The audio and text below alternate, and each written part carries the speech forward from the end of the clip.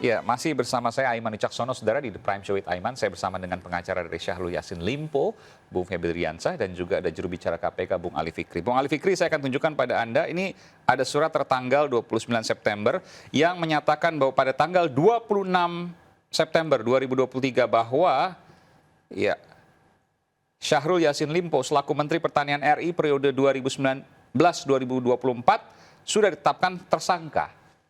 Ini surat resmi KPK? Ditandatangani oleh Pak Nurul Gufron selaku penyidik, pimpinan. Bung Ali Fikri? Baik, Mas Aiman. Jadi begini ya, di KPK itu kan setiap tahun ada target 120 perkara ya.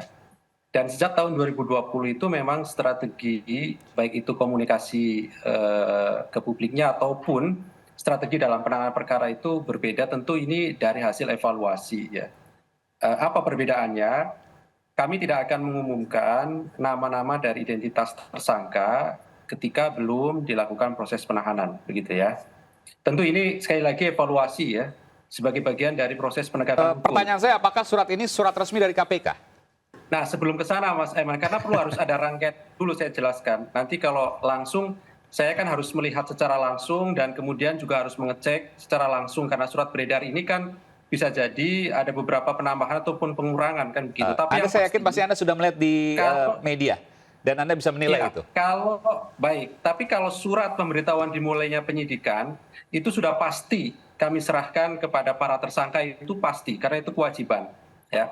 Itu sudah kami serahkan kepada para tersangka.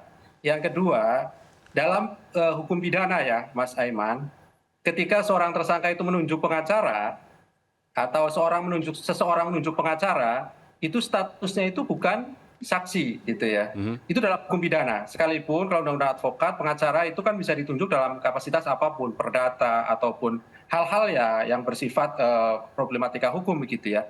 Tapi dalam kacamata hukum pidana, ketika seseorang menunjuk seseorang sebagai pengacara dan itu dalam proses penyidikan, itu bukanlah seorang saksi, itu sudah pasti. Karena saksi itu nggak perlu ada pengacara. Karena justru saksi itu yang memperjelas perbuatan dari artinya begini, Bung Ali, gitu. Pada pemeriksaan pertama, maka Syahrul Yassin Limpo akan diperiksa sebagai tersangka. Jadi mekanismenya itu tidak langsung kepada tersangka, Mas Aiman. Karena kan begini ya. Kan udah ada suratnya.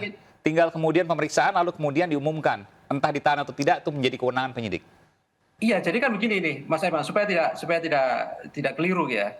Prosesnya begini, dari penyelidikan, naik penyidikan, dari penyelidikan itu kan sudah terperiksa 49 orang, itu betul. Ketika naik penyidikan, maka itu belum menjadi alat bukti, karena belum ada BAP sebagai saksi.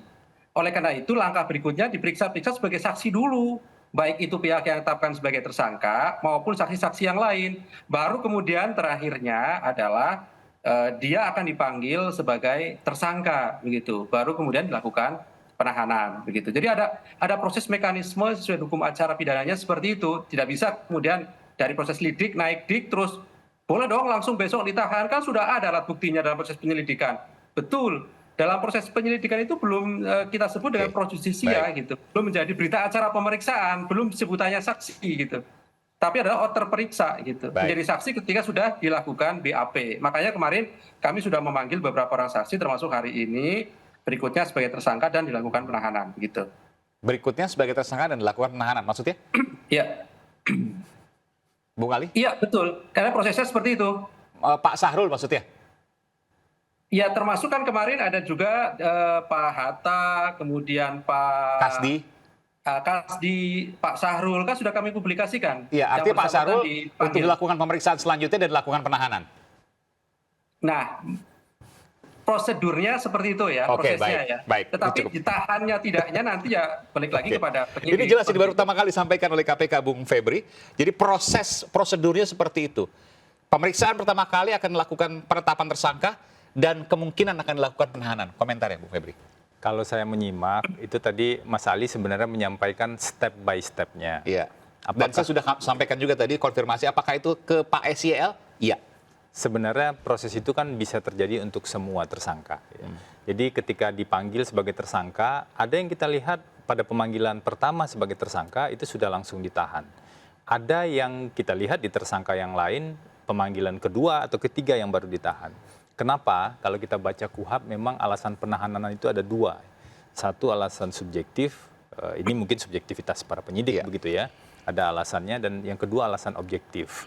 Dan yang ketiga sebenarnya yang paling mendasar adalah frase diduga keras.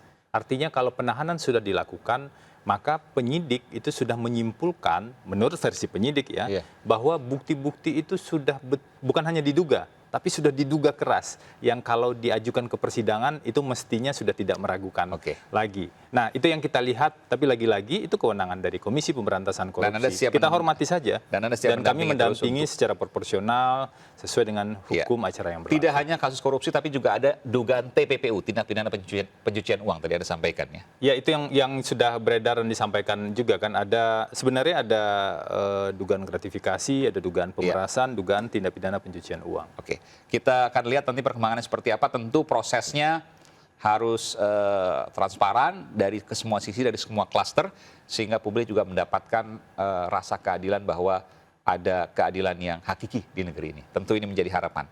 Mirsa, itu adalah akhir dari The Prime Show with Aiman. Kita akan bertemu pada The Prime Show with Aiman selanjutnya. Terima kasih Bung Ali Fikri, juru bicara KPK.